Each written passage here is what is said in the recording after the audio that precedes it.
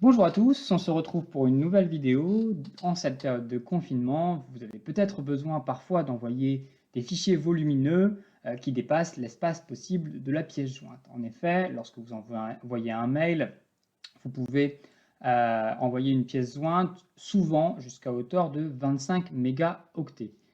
Passé cette capacité, vous ne pouvez pas envoyer plus de fichiers, ou si un seul fichier fait plus de 25 mégaoctets, vous ne pouvez pas l'envoyer en pièce jointe.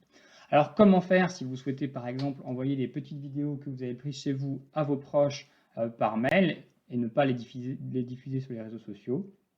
Eh ben, vous pouvez utiliser un système d'envoi de fichiers volumineux. Je vais vous en présenter deux. Le premier est celui généralement le plus utilisé, qui s'appelle WeTransfer, et je vais vous présenter une alternative libre et chiffrée, ça veut dire que vos fichiers sont vraiment protégés, qui s'appelle Framadrop. Donc on va commencer par aller voir le premier. Donc je vais aller sur un navigateur, je vais rechercher WeTransfer, voilà, et je vais prendre donc le lien WeTransfer. Voilà. J'accepte les conditions d'usage. Il est possible qu'on me demande aussi de m'inscrire. Ce n'est pas obligatoire et normalement, en bas, vous devez avoir un bouton non merci. Donc là, je peux ajouter mes fichiers en cliquant sur le petit plus, ou si j'ai regroupé au préalable tous mes fichiers dans le même dossier, je peux directement ajouter ce dossier. Donc moi, pour que l'exemple ne soit pas trop long, je vais juste prendre uniquement un fichier qui se trouve dans Images. Voilà, c'est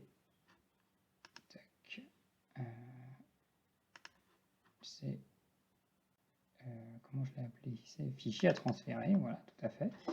Voilà. Et après, j'ai deux possibilités.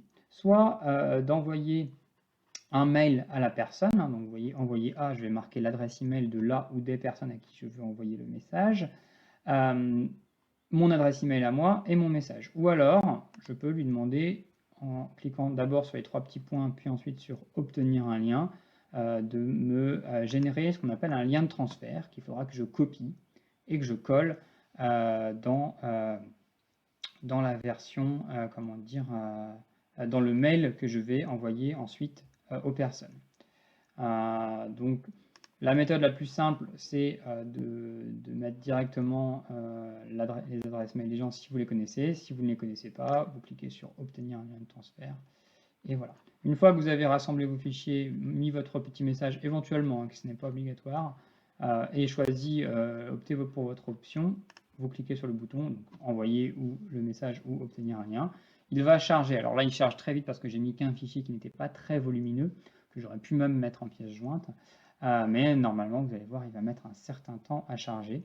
Et ensuite, en fonction de ce que vous avez choisi, soit il envoie le mail, soit il vous génère le lien. Voilà, le lien est ici et je peux le copier.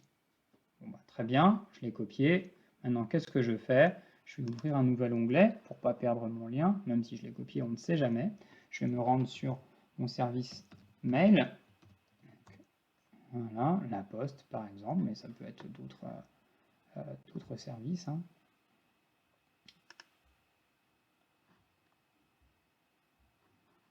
Voilà, je vais rentrer mon adresse mail. C'est une adresse que je n'utilise pas, donc ne pas m'envoyer de message à cette adresse. Voilà, je vais rentrer le mot de passe.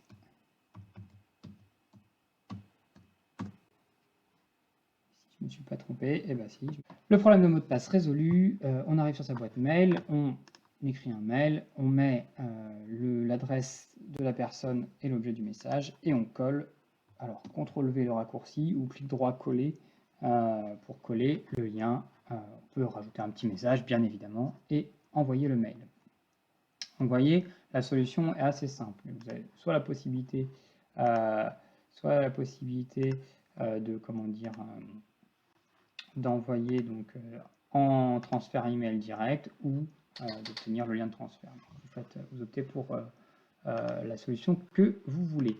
Avec WeTransfer en version gratuite, il existe une version payante. En version gratuite, vous pouvez transférer jusqu'à 2 gigas de fichiers, ce qui est déjà assez honnête, et les fichiers sont stockés 7 jours. Ça veut dire que si la personne ne télécharge pas les fichiers pendant comment dire, 7 jours, pendant une semaine, et veut les télécharger plus tard, et ben elle ne pourra pas, il faudra que vous recommenciez l'opération.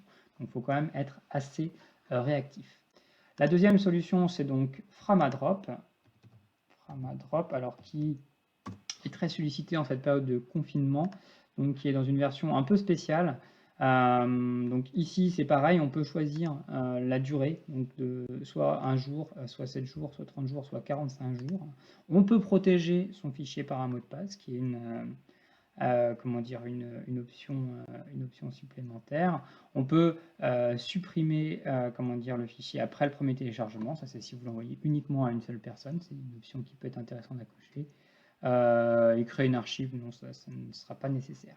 Ici, la taille des fichiers est de maximum 1 giga. Si on opte pour 24 heures, on aura peut-être plus. Non, on aura maximum 1 giga. Donc c'est un peu moins que sur WeTransfer, mais ça reste honnête pour transférer une vidéo par exemple. Donc voilà, là je fais pareil, hein, je clique ici pour ouvrir le navigateur, je clique sur le fichier à transférer. J'attends qu'il est fini.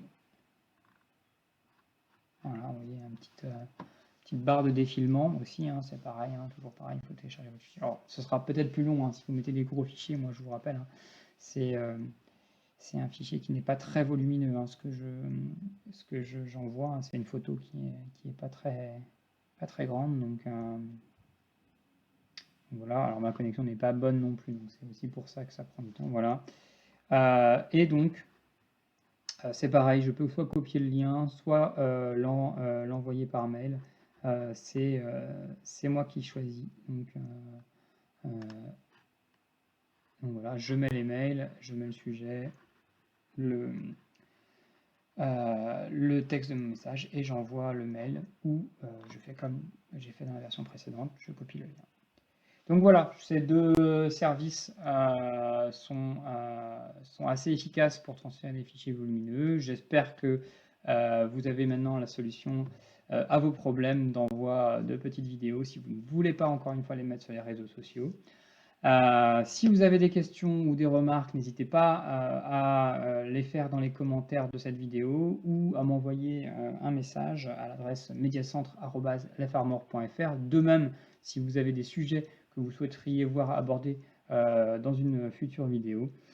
Voilà, il ne me reste plus qu'à vous souhaiter une bonne après-midi et à vous dire à la prochaine vidéo. Au revoir!